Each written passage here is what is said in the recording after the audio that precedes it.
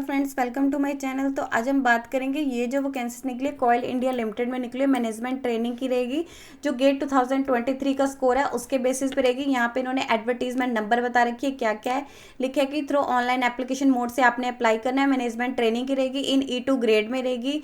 Discipline लिखा है कि जो आपने गेट 2023 में स्कोर किए होंगे उसके बेसिस पे रहेगी। टोटल इन्होंने बता रखी है माइनिंग डिसिप्लिन में टोटल जो है 351 वैकेंसीज है, सिविल में 172 है, जियोलॉजी में 37 है।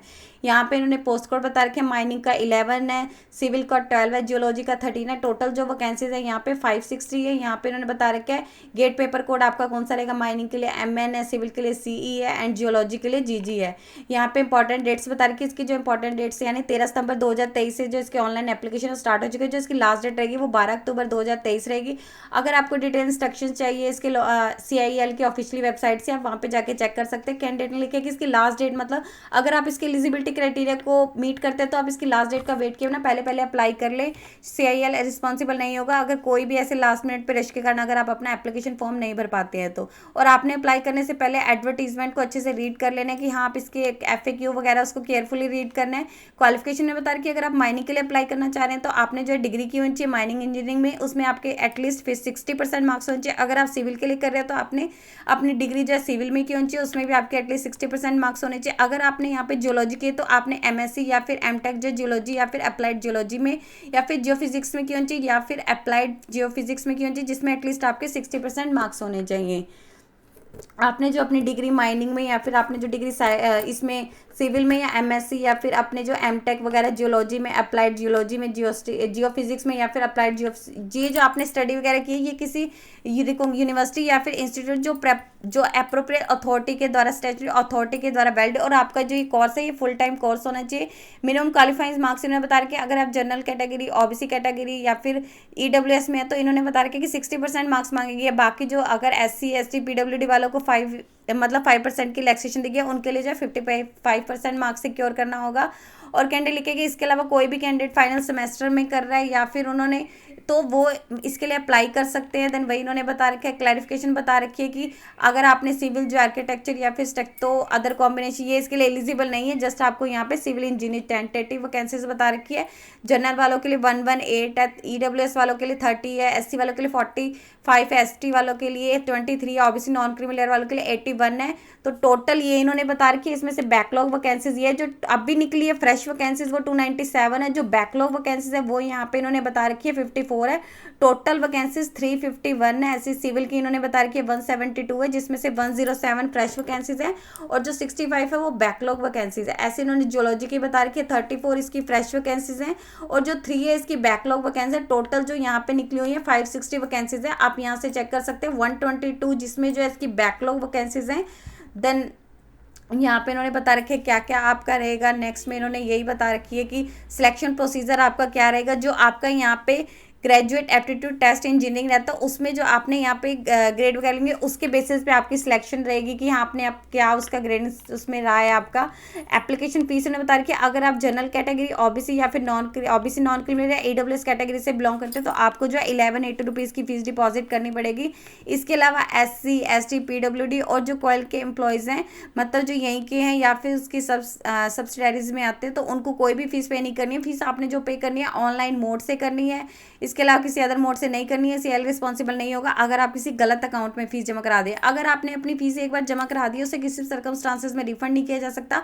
अपर एज लिमिट उन्होंने बता रखी है 30 तक है और आपकी जो एज काउंट की जाएगी वो 31 अगस्त 2023 तक काउंट की जाएगी। ये जो एज इन्होंने बता रखी है जनरल कैटेगरी एंड EWS वालों के लिए। इसके अलावा OBC वालों को 3 ईयर की रिलैक्सेशन दी जाएगी, SC ST वालों को 5 ईयर्स की रहेगी, PWD वालों को, जनरल वालों को 10 ईयर्स की रहेगी, OBC नॉन क्रिमिनल वालों को 13 ईयर्स की रहेगी, SC ST वालों को 15 ईयर्स की रहेगी। और आपको ये रिलैक्सेशन तभी मिलेगी अगर आपके पास रेलिवेंट सर्टिफिकेट होंगे। अगर आप OBC में आते हैं तो आपके पास नॉन क्रिमिनल सर्टिफिकेट होना चाहिए। अगर आप SC ST में आते हैं तो आपके पास SC ST का होना चाहिए। अगर आप यहाँ पे डिसेबिलिटी में आ रहे हैं तो आप जैसे PWD कैटेगरी में आ रहे हैं तो आपके पास डिसेबिलिटी सर्टिफिकेट होना चाहिए। अगर आप EWS में आ रहे हैं तो आपके पास इनकम एंड असेट सर्टिफिकेट होना चाहिए करंट ईयर का, जो प्रोप्रिएंट अथॉरिटी से होना चाहिए, तभी आपको जो है इसका रिलैक्सेशन वगैरह मिलेगी। यहाँ पे भी इन्होंने सेम वही चीज़ कह रखी है कि रिलैक्सेशन तभी मिलेगी, EWS का मिलेगा तभी उनके पास इनकम एंड असेट सर्टिफिकेट होना चाहिए करंट जो आप, या फिर इन मतलब डिस्ट्रिक्ट यहाँ पे बता रखिए जो आपका एक्सेप्टेड किया जाएगा एज अ कैंडिडेट। अगर आपने इनसे अप्रूव किया होगा तो ही आपको वैलिड। अगर आप पीडब्ल्यूडी में आते हैं तो आपकी जो डिसेबिलिटी है वो 40% से ज़्यादा होनी चाहिए मिनिमम, मतलब 40% होनी चाहिए, और आपके पास रेलिवेंट सर्टिफिकेट भी होना चाहिए। यहाँ पे इन्होंने बता रखे क्या आपका रहेगा जो कंपनसेट पे रहेगी आपकी E2 ग्रेड पे बता रखे हैं, यानी 50,000 से लेके 1,60,000 के बीच रहेगा।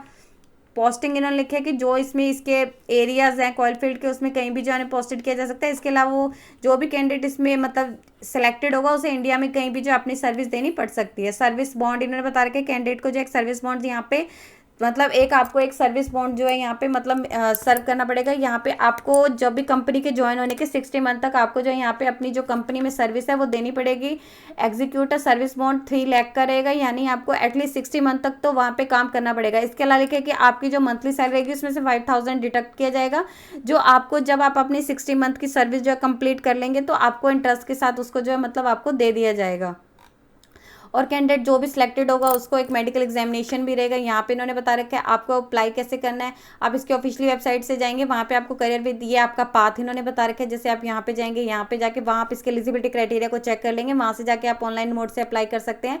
अप्लाई करने से पहले आपने अपने जो डॉक्यूमेंट है उनको रेडी रखना, जैसे आपका फोटोग्राफ हो गया, सिग्नेचर हो गया, फोटोग्राफ जो आपका रिसेंट होना चाहिए, पासपोर्ट साइज में होना चाहिए, जेपीजी एंड जेपीजी फॉर्मेट में होना चाहिए, सिग्नेचर भी आपके ब्लैंक इंक से व्हाइट पेपर पे होना चाहिए। और जो डॉक्यूमेंट है आपकी, जैसे आपका मेट्रिकुलेशन का प्रूफ, आपका आपने आपकी 12th का या आपने ग्रेजुएशन की हुई है, इसके अलावा आपका जो ये गेट का स्कोर है उसका आपका प्रूफ होना चाहिए।